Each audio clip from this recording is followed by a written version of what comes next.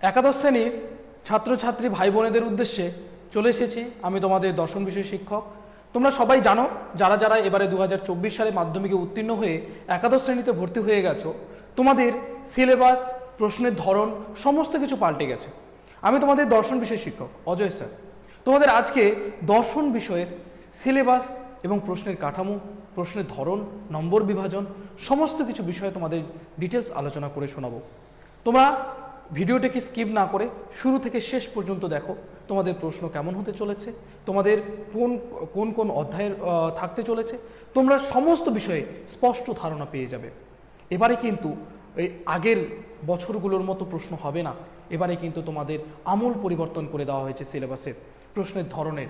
তাই সেটাকে খুব ভালোভাবে বুঝে নিতে হবে যাতে তোমাদের পরীক্ষায় বসে ভুল না হয়। ঠিক আছে, চলো দেখে নাও। তোমাদের এবার 2024 সালে যে প্রথম সেমিস্টার তোমাদের কিন্তু নভেম্বর মাসে হতে চলেছে। প্রথম সেমিস্টার তোমাদের নভেম্বর মাসে হতে চলেছে, তাই প্রস্তুতি শুরু করে দাও। আমরা প্রত্যেকটা বিষয়ে সুন্দর করে টপিক ওয়াইজ সুন্দর করে ভিডিও ক্লাস নিয়ে আসতে চলেছি। তোমরা দেখতে থাকো এবং সঙ্গে থাকো দ্য ডিজিটাল এডুকেয়ারে। চলো,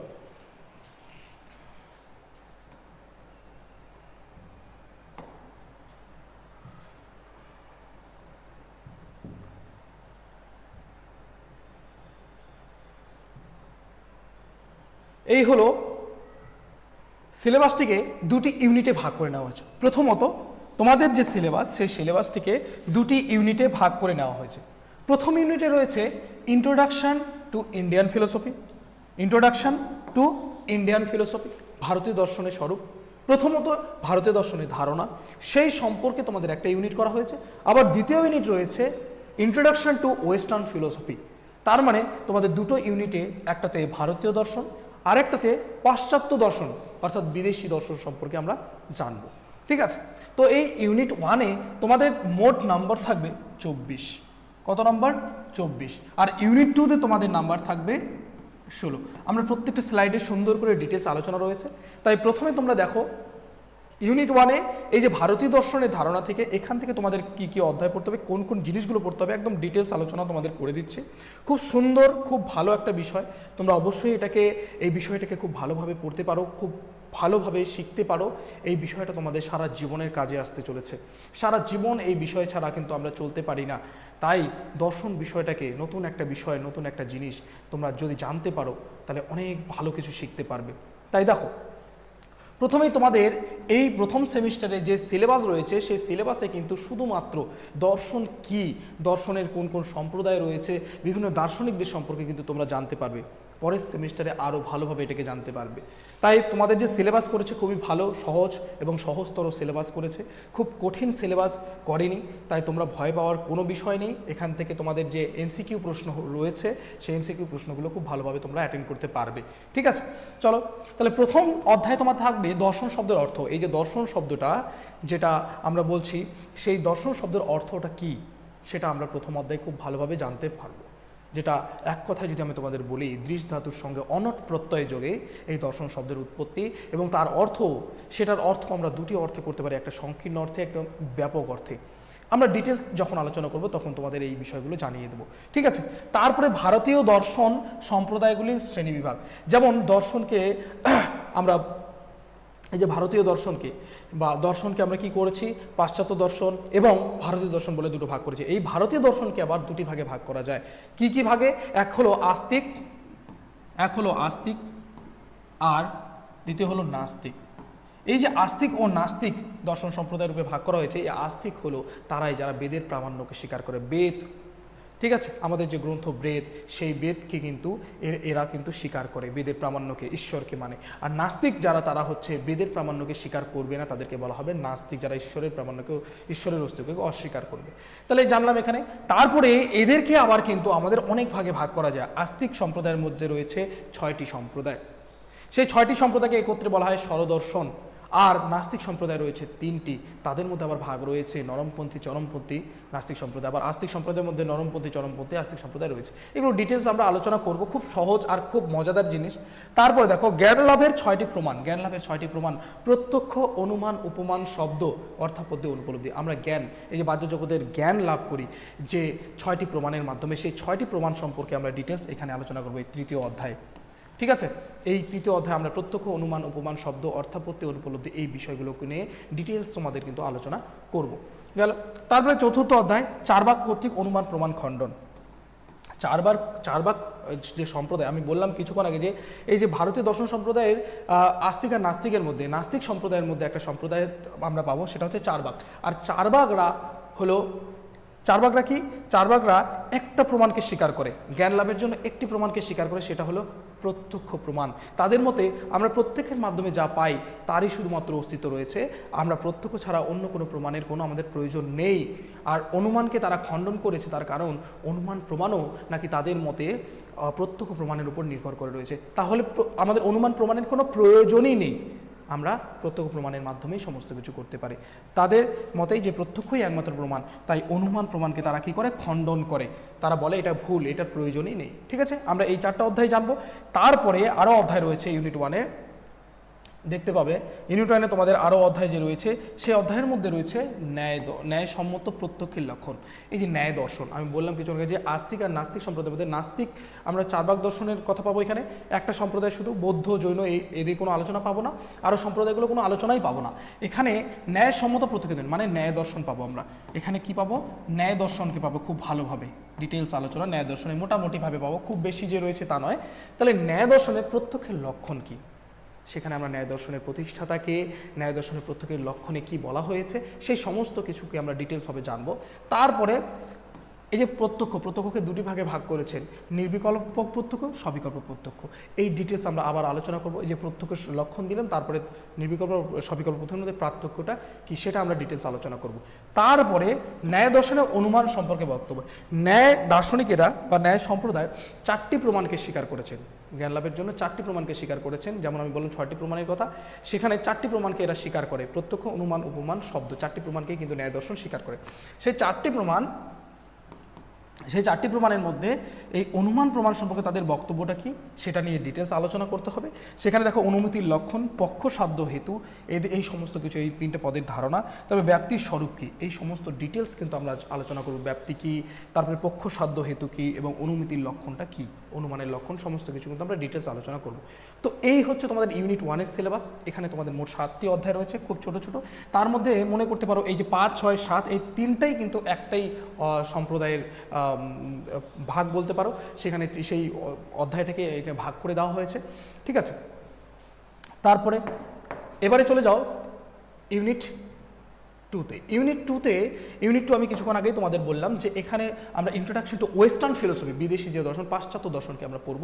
সেই পাশ্চাত্য দর্শনের প্রথম যে অধ্যায় রয়েছে সেটা হচ্ছে দর্শনের স্বরূপ। যেমন আমরা ওখানে ভারতীয় দর্শনের স্বরূপ পড়লাম, এখানেও ঠিক তাই, এবং শাখাসমূহ। এখানে আমরা শাখাগুলোকে জানতে পারবো, এই পাশ্চাত্য দর্শনের প্রধান শাখাগুলোকে কী অধিবিদ্যা, জ্ঞানবিদ্যা, মূল্যবিদ্যা, এই সমস্ত কিছু কিন্তু আমরা এখানে আলোচনা করব। ঠিক আছে, তারপরে এখানে আমাদের এই প্রথম চ্যাপ্টার চলে গেল। তারপরে এখানে আমরা জানবো যে ফিলোসফি শব্দের অর্থ কী, ফিলোসফি শব্দ কোন কোন শব্দ জুড়ে হয়েছে, এই তার ব্যুৎপত্তিগত অর্থগুলো সমস্ত কিছু জানতে পারবো। তারপরে জ্ঞানের উৎস, এই যে জ্ঞানের উৎস সম্পর্কে, সোর্স অফ নলেজ, এই সম্পর্কে বিভিন্ন মতামত রয়েছে। এক হচ্ছে অভিজ্ঞতাবাদী মত, আর 2 হচ্ছে বুদ্ধিবাদী মত। অভিজ্ঞতাবাদ বলতে আমাদের যে জ্ঞান, সেটা আমরা অভিজ্ঞতার মাধ্যমে, বাহ্য জগতে, বাহ্য ইন্দ্রিয়গুলোর মাধ্যমে আমরা যে জ্ঞান পাই, তার মধ্যে আমাদের অভিজ্ঞতা হয়, সেইভাবেই আমরা কি পাই? অভিজ্ঞতার মাধ্যমে আমরা জ্ঞানটাকে পাই। ঠিক আছে, আর বুদ্ধিবাদ, আর একটা মতামত রয়েছে বুদ্ধিবাদ। এই বুদ্ধিবাদীদের মতে যে আমাদের অভিজ্ঞতার কোনো প্রয়োজন হয় না, আমরা কি পাই? বুদ্ধির মাধ্যমেই সমস্ত কিছু জ্ঞান পাই, বুদ্ধিতেই সমস্ত কিছু আগে থেকেই বর্তমান থাকে, সেই সমস্ত কিছু বিষয় কিন্তু আমরা এই বুদ্ধিবাদীদের মতে জানতে পারবো। ঠিক আছে, এখানে 3 জন অভিজ্ঞতাবাদী দার্শনিকের কথা বলা হয়েছে, লক, বাকলে, হিউম। তো এই 3 জন অভিজ্ঞতাবাদী দার্শনিকের কথা আমরা এখানে জানবো। তারপরে খুব বেশি করে নয়, অল্প অল্প করে তাদের সম্পর্কে জানতে হবে। দেকার্ত, স্পিনোজা, লাইবনিজ, এখানে কিন্তু তোমাদের এই বুদ্ধিবাদী দার্শনিকদের মধ্যে আমরা কিন্তু এদের 3 জনকে জানবো। এখান থেকে তোমাদের সিলেবাস থেকেও প্রশ্ন হতে পারে যে এদের মধ্যে কোন দার্শনিক বুদ্ধিবাদী নয়। এভাবে কিন্তু 4টা অপশন দিয়ে তোমাদের কিন্তু 3 জন অভিজ্ঞতাবাদী দার্শনিককে, 3 জন বুদ্ধিবাদী দার্শনিককে দিয়ে তোমাদের কিন্তু 4 নম্বর অপশন অন্য কোনো ঢুকিয়ে দিতে পারে, করতেই পারে এইভাবে সুন্দরভাবে প্রশ্ন। ঠিক আছে, তো এইভাবে কিন্তু তোমাদের প্রশ্ন হতে চলেছে। এবার আমি তোমাদের একটাই কথা বলবো, এই হচ্ছে তোমাদের সিলেবাস, দুটো ইউনিট, শুধুমাত্র কিছুই নেই, অল্প কিছু তুলে দেওয়া হয়েছে, খুব সুন্দর একটা সহজ সিলেবাস, ছোট্ট ছোট টপিক আকারে আমি তোমাদের ভিডিও ক্লাস প্রদান করব। তোমরা সেই টপিকগুলো যদি খুব ভালো করে বোঝো তাহলে ছোট প্রশ্ন তোমরা সমস্ত অ্যাটেন্ড করতে পারবে, ঠিক আছে। আর অবশ্যই তোমাদেরকে একটা টেক্সট বই অথবা দুটো টেক্সট বই কিন্তু কিনে নিতে হবে বাজার থেকে, সেটা তোমরা অবশ্যই করো, কারণ বাড়িতে ভিডিও ক্লাস দেখার সঙ্গে সঙ্গে যদি টেক্সট বইটাকে ভালো করে রিডিং করো তাহলে অবশ্যই তুমি সব প্রশ্ন অ্যাটেন্ড করতে চলেছো, ঠিক আছে। এবার দেখবো আমরা নম্বর বিভাজন, কোন অধ্যায় থেকে আমাদের কত নম্বর থাকতে চলেছে। তো তার আগে তোমাদের একটা মোটিভেশন আমি দিতে চাই। আমার কাছে ক্লাস করলে তোমরা অবশ্যই মোটিভেশন পাবে, সবসময় আমি কিছু না কিছু তোমাদের মোটিভেট করার চেষ্টা করব। বলেছি ইম্পসিবল, আমরা সবসময় কোনো কিছুকে আমরা ভাবি অসম্ভব, কিন্তু একটা কথা মনে রাখবে, অসম্ভব বলে এই জগতে কোনো কিছু হয় না, অসম্ভব বলে কোনো দিনই কোনো কিছু হয় না। কারণ এই ইম্পসিবল, এই যে ইম্পসিবল শব্দটা তোমরা দেখতে পাচ্ছ, এই ইম্পসিবল শব্দটা কি বলেছে দেখো, যে নাথিং ইজ ইম্পসিবল, কোনো কিছুই অসম্ভব নয়। The word itself says I am possible. তাহলে দেখো এই যে ইম্পসিবল শব্দটা, এই ইম্পসিবল শব্দটা কিন্তু নিজেই বলছে আই এম পসিবল। তাই ভয় পাবে না, যা কিছু আসবে জীবনে, যা কিছুকে তোমার সম্মুখীন হতে হবে মনে রাখবে সেটা তুমি করতে পারবে আর তোমাকে করতে হবেই। এই জেদ নিয়ে তুমি এগিয়ে যাও, অবশ্যই তুমি পারবে, ঠিক আছে। তাই জীবনে কখনো মনে করবে না যে কোনো কিছু অসম্ভব, সব কিছুই সম্ভব, তাই তোমাকে করতেই হবে, ঠিক আছে। চলো, এই যে মার্কস ডিস্ট্রিবিউশন যদি দেখি ইউনিট ওয়ানের যে প্রথম অধ্যায়, যেখানে দর্শন শব্দের অর্থ, সেখানে মাত্র 2টি নাম্বার থাকবে। কটি নাম্বার থাকবে তাহলে ডিটেলস তোমাদের অত বেশি জানার কোনো প্রয়োজন নেই, সেখানে শব্দের অর্থ কি বলেছে সেই সম্পর্কে আমরা অল্প কিছু জানবো। তারপরে ভারতীয় দর্শন সম্প্রদায়গুলির শ্রেণীবিভাগগুলোকে সংক্ষেপে জানবো, সেখানে মাত্র 3 নাম্বার। সেখানে কটি নাম্বার? 3 নাম্বার। তারপরে জ্ঞান লাভের 6টি যে পদ্ধতি বললাম, প্রত্যক্ষ, অনুমান, উপমান, শব্দ, সেখান থেকে মাত্র থাকবে 3 নাম্বার। তারপরে 4 ভাগ মতো যে অনুমান খণ্ডন করছে অনুমান প্রমাণকে, সেখানে থাকবে 3 নাম্বার। তারপরে ন্যায়সম্মত প্রত্যক্ষের লক্ষণে থাকবে 3 নাম্বার। তারপরে দেখো নির্বিকল্পক ও সবিকল্প প্রত্যক্ষের মধ্যে পার্থক্য, সেখান থেকে থাকবে 3 নাম্বার। তারপরে ন্যায় দর্শনের যে অনুমান সম্পর্কে বক্তব্যগুলো দিয়েছে, অনুমিতির লক্ষণ, এখান থেকে থাকবে 2 নাম্বার। তারপরে পক্ষসাধ্য হেতু যে ধারণা, সেখান থেকে থাকবে 2 নাম্বার। তারপরে প্র্যাকটিস স্বরূপ থেকে থাকবে 3টি নাম্বার। এই হলো মোট, যদি তোমরা যোগ করো আসবে 24টি নাম্বার। কত নাম্বার? 24টি নাম্বার কিন্তু এই তোমাদের ইউনিট 1 থেকে থাকতে চলেছে। তাহলে তোমাদের এই 7টা অধ্যায় কিন্তু খুব ভালো করে পড়তে হবে, আর খুবই ছোট ছোট রয়েছে, খুব বড় যে রয়েছে এমনটা নয়, ঠিক আছে। তারপরে দেখো ইউনিট 2তে তোমাদের রয়েছে 2টি চ্যাপ্টার, 2টি অধ্যায় রয়েছে। তার মধ্যে প্রথম অধ্যায় রয়েছে দর্শনের স্বরূপ ও শাখাসমূহ, এখান থেকে তোমাদের থাকবে 6টি নাম্বার। আর তারপরে জ্ঞানের উৎস হিসেবে অভিজ্ঞতাবাদী মত আর বুদ্ধিবাদী মত, এই অভিজ্ঞতাবাদী আর বুদ্ধিবাদী মতের মধ্যে একটা থাকবে, দুটোতেই 5-5 করে 10 নাম্বার, তার টোটাল হলো 16টি নাম্বার। তাহলে এই ছিল তোমাদের কিন্তু 40 নাম্বারের সিলেবাস। এবার তোমাদের প্রশ্নের ধরন কি হবে? প্রশ্নের ধরন হতে চলেছে তোমাদের শুধুমাত্র এমসিকিউ। কি ধরনের প্রশ্ন হতে চলেছে? এমসিকিউ। তোমাদের 40টাই কিন্তু এবারে এমসিকিউ প্রশ্ন হবে। আগের যে গত বছরের যে সিলেবাস কোশ্চেন প্যাটার্ন ছিল, সেখানে এমসিকিউ প্রশ্ন থাকতো 24টা এবং এসিকিউ প্রশ্ন কিন্তু তোমাদের থাকতো 16টা। কয়টা থাকতো? এমসিকিউ 24টা, এসিকিউ প্রশ্ন 16টা। তাহলে দেখতে পাচ্ছ যে এইভাবে কিন্তু 40টা নাম্বার ছিল। এবারে কিন্তু এসিকিউ প্রশ্ন একদমই নেই, কোনো এসিকিউ প্রশ্ন থাকবে না। তোমাদের কিন্তু এই যে ইন্ট্রোডাকশন টু ইন্ডিয়ান ফিলোসফি প্রথম ইউনিট থেকে থাকবে 24টা এমসিকিউ, তারপর ইন্ট্রোডাকশন টু ওয়েস্টার্ন ফিলোসফি থেকে থাকবে 16টা এমসিকিউ। মোট 40 নম্বরে তোমাদের এমসিকিউ পরীক্ষা জাস্ট হতে চলেছে, ঠিক আছে। এইভাবে কিন্তু তোমাদের এই 40 নম্বরে কিন্তু পরীক্ষা দিতে হবে, আর খুব ভালোভাবে খুঁটে না পড়লে কিন্তু তোমরা 40-এ 40 অ্যাটেন্ড করতে পারবে না, ঠিক আছে। এই ছিল তোমাদের সিলেবাস। এর পরের ভিডিওতে তোমরা অবশ্যই দেখতে পারবে তোমাদের প্রত্যেকটা বিষয়ে যে কত ধরনের এমসিকিউ প্রশ্ন হতে চলেছে। তোমাদের আমি আগাম জানিয়ে রাখছি 9 ধরনের এমসিকিউ প্রশ্ন হতে চলেছে। সাধারণ, তারপরে তোমাদের আরও সাধারণ থেকে অসাধারণ প্রশ্ন হতে চলেছে, যে প্রশ্নগুলোর সম্মুখীন তোমরা এখনও কেউ হওনি। মাধ্যমিক পর্যন্ত ওই প্রশ্ন তোমরা দেখতেই পাওনি, এবারে কিন্তু সেই ধরনের প্রশ্ন হতে চলেছে। তাই ভালো রেজাল্ট করতে গেলে, ভালো ফলাফল করতে গেলে, ভালোভাবে জানতে গেলে একটা বিষয়কে ভালোভাবে জানো, তবেই তোমরা ভালো ফলাফল করতে পারবে। যদি ভালোভাবে না জানো তাহলে কিন্তু তোমাদের এবারে কিন্তু পরীক্ষার ফলাফল খুবই খারাপ হতে চলেছে। আর তোমাদের মনে রাখবে নভেম্বর মাসেই কিন্তু প্রথম সেমিস্টার হতে চলেছে। তাই বাড়িতে সময় নষ্ট করবে না, বাড়িতে সময় নষ্ট না করে বইপত্র কেনা শুরু করে দাও এবং পড়া শুরু করে দাও। আর অবশ্যই যারা দূর দূরান্ত থেকে দেখছো, অবশ্যই চ্যানেলটাকে সাবস্ক্রাইব করো, লাইক করো, শেয়ার করো, বন্ধুবান্ধবদের জানাও যে দ্য ডিজিটাল এডুকেয়ার তোমাদের জন্য নতুন ক্লাস শুরু করে দিয়েছে, ঠিক আছে।